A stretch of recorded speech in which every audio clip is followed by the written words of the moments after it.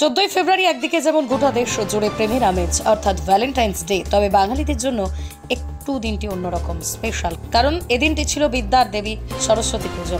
তাই স্বাভাবিকভাবেই সারা রাজ্য ও জেলার বিভিন্ন প্রান্তের মানুষ বিশ্ববিদ্যালয়, কলেজ, বিদ্যালয়, স্কুলগুলিতে বাঘ দেবীর আরাধনায় মেতে উঠেছিলেন। এদিন রায়গঞ্জ বিশ্ববিদ্যালয়ের বয়েজ অ্যান্ড গার্লস হোস্টেলের ছাত্রছাত্রীরাও কোনো অংশ পিছিয়ে পড়েনি।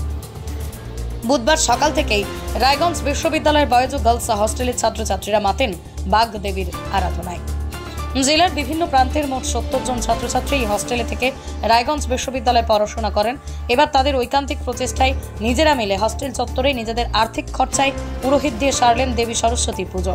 ছাত্রছাত্রীদের হাতে আঁকা আলপনা, বিভিন্ন রকম আর্টের কাজ, থিম, কারুকার্য সম্পন্ন পুজোর এই ছোট্ট প্যান্ডেলটি ছিল চোখে ধরার মতো। এদিনও সন্ধ্যায় ছিল জমজমাটি গানের আসর।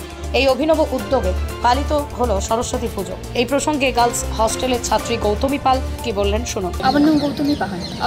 আমি রায়গঞ্জ ইউনিভার্সিটি একজন ছাত্রী, ইংলিশ ডিপার্টমেন্ট 5th সেমিস্টার। এখানে আমাদের রায়গঞ্জ ইউনিভার্সিটির অন্তর্গত দুটো হস্টেল রয়েছে, বিদ্যাসাগর ছাত্রীনিবাস এবং বিবেকানন্দ ছাত্রাবাস।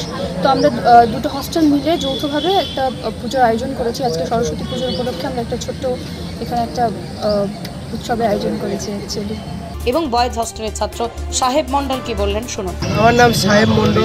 এখানে আমাদের বিবেকানন্দ ছাত্রাবাস এবং বিদ্যাসাগর ছাত্রীনিবাসের যৌথ উদ্যোগে আমরা একটা সরস্বতী পুজোর আয়োজন করেছি এবং আমাদের এখানে বিভিন্ন থিমগুলো দেখানো হয়েছে, যেমন আজকে 14 ফেব্রুয়ারি ভ্যালেন্টাইন ডে, আবার আজকের দিনে ঠিক একটা ব্ল্যাক ডে নামে পরিচিত, ও সেইগুলোও তুলে ধরেছি আমরা।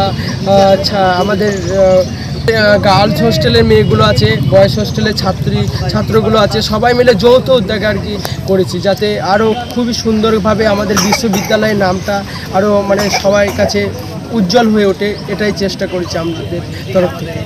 রায়গঞ্জ থেকে প্রণব কুমার দেবনাথের রিপোর্ট, পশ্চিমবঙ্গ সংবাদ।